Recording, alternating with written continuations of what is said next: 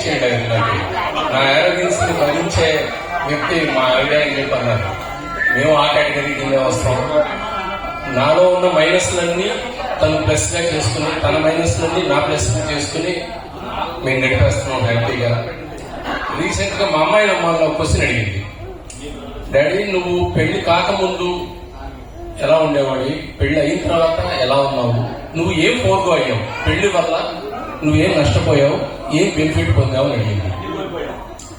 Instant గా spontaneous గా చెప్పా, పెళ్లి ముందు ఎలా ఉన్నాను, పెళ్లి తర్వాత కూడా అలాగే ఉన్నాను. నేను ఏమీ కోల్పోలేదు, నాకు అంత ఫ్రీడమ్ ఉంది, నేను అంతే ఫ్రీడమ్ ఇచ్చి పుచ్చుకున్నాను. Super super. చెప్పడానికి ఏం లేదు కానీ నేనంటే చాలా కేరింగ్ అంతే. సూపర్.